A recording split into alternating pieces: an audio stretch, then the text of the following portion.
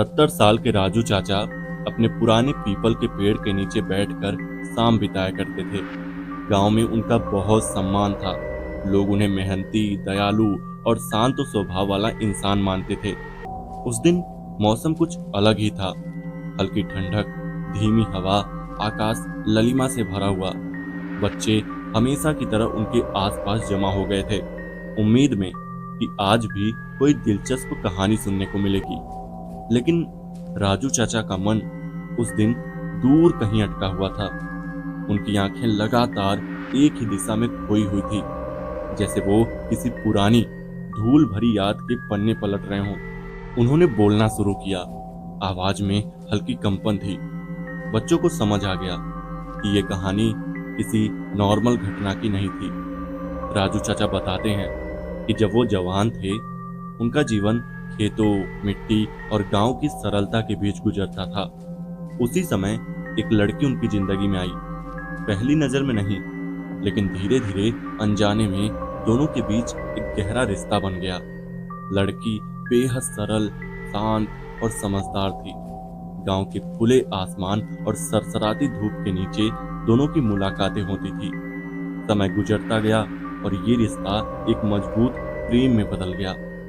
लेकिन गांव का समाज ऐसे रिश्तों को आसानी से स्वीकार नहीं करता। बात जब फैलने लगी तो माहौल गर्म हो गया। लड़की के घर वालों को ये बात बिल्कुल पसंद नहीं आई। उन्हें समाज की बदनामी का डर था। आखिर उन्होंने वही किया जो ऐसे मामलों में अक्सर होता है। उन्होंने लड़की की शादी तय कर दी। राजू चाचा असहाय थे। वो जानते थे कि वो समाज से लड़ नहीं सकते और लड़की के घर वाले अपने फैसले पर अड़े हुए थे।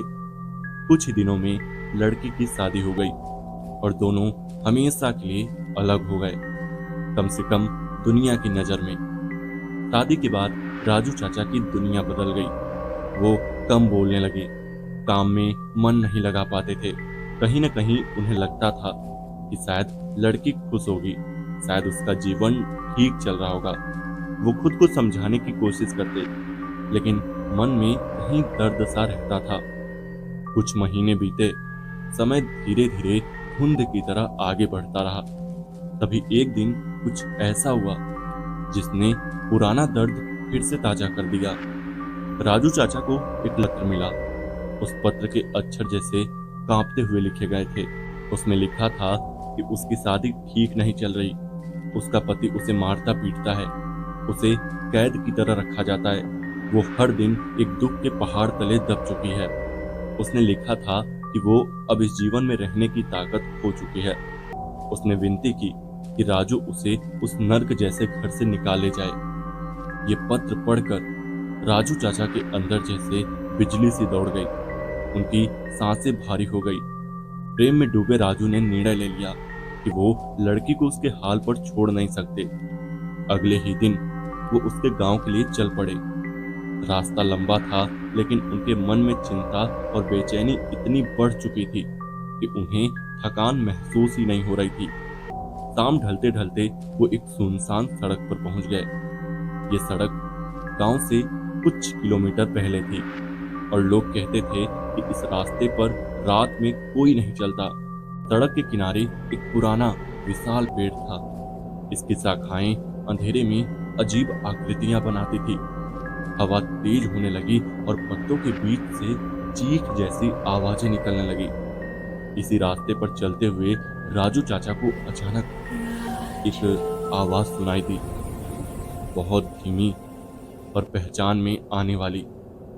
वो आवाज बिल्कुल उस लड़की जैसी थी जिसे वो बचाने जा रहे थे, जैसे कोई उन्हें नाम लेकर बार बार पुकार रहा हो। उनके कदम रुक गए, दिल धड़कने लगा। उन्होंने गहरी सांस ली और चारों तरफ देखा। सन्नाटा, बिल्कुल गहरा सन्नाटा। सड़क खाली थी। फिर वही आवाज, इस बार और करीब से। राजू चाचा के पैरों में जैसे जान ही न रही।